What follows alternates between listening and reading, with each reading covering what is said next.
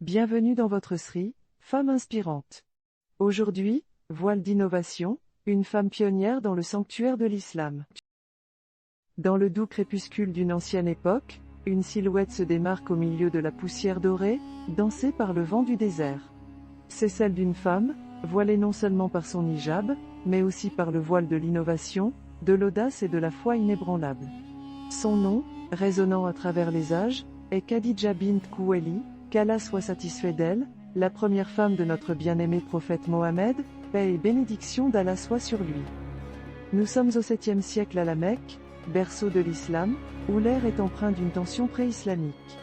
C'est une époque où la femme n'est pas valorisée, où son rôle se limite souvent à celui d'une simple servante. Mais Khadija, d'une nature indomptable, brisait ces stéréotypes. Elle était une femme d'affaires prospère, une veuve qui avait choisi de rester indépendante dans une société patriarcale. Et puis, vint le jour où elle rencontra le prophète Mohammed, paix et bénédiction d'Allah soit sur lui. Elle fut impressionnée par sa sincérité, sa vérité et sa loyauté.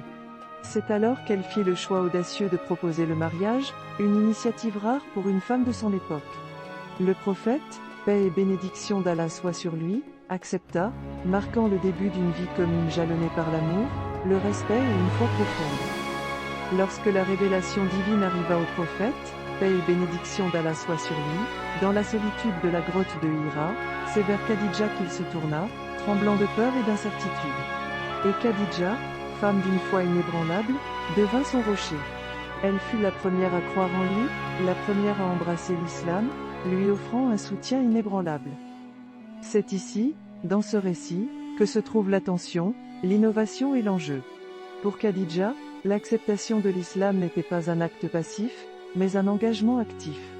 Elle n'était pas seulement une épouse et une mère, mais aussi une partenaire active dans la propagation de l'islam. Elle utilisait sa richesse pour soutenir la cause islamique, pour aider les pauvres et les nécessiteux. Elle était une femme pionnière, affrontant courageusement les obstacles de la société patriarcale. La leçon morale de cette histoire est le pouvoir de la foi, l'importance de la solidarité et du soutien, et le rôle crucial que les femmes peuvent jouer en tant que leaders et innovateurs. Khadija était une femme d'affaires, une épouse, une mère, mais surtout, elle était une croyante. Sa foi était sa force, sa conviction était sa voix, et son courage était son bouclier. Et que dit Allah dans la sourate An-Nisa, verset 32, « Ne convoitez pas ce qu'Allah a attribué aux uns d'entre vous plus qu'aux autres.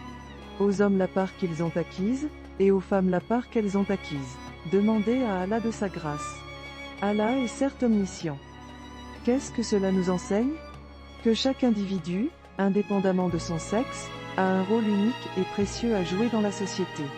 Que la foi n'est pas seulement une affaire d'hommes, mais aussi une affaire de femmes. Que l'innovation, le leadership et la bravoure ne connaissent pas de genre. En contemplant la vie de Khadija, nous sommes rappelés que chaque voix compte, chaque effort compte, chaque foi compte. Comme Khadija, soyons audacieux dans notre foi, courageux dans nos actions, et généreux dans notre amour. Car c'est dans ces actes que réside le véritable esprit de l'islam. Ainsi, alors que le soleil se couche sur notre histoire, nous nous retrouvons à la lumière de la lune, pensifs et inspirés. Dans le sanctuaire de l'islam, parmi les dunes du désert et les échos du passé, nous nous souvenons de Khadija, une femme, une croyante, une pionnière. Puissions-nous tous trouver en elle une source d'inspiration, et aspirer à suivre son noble exemple.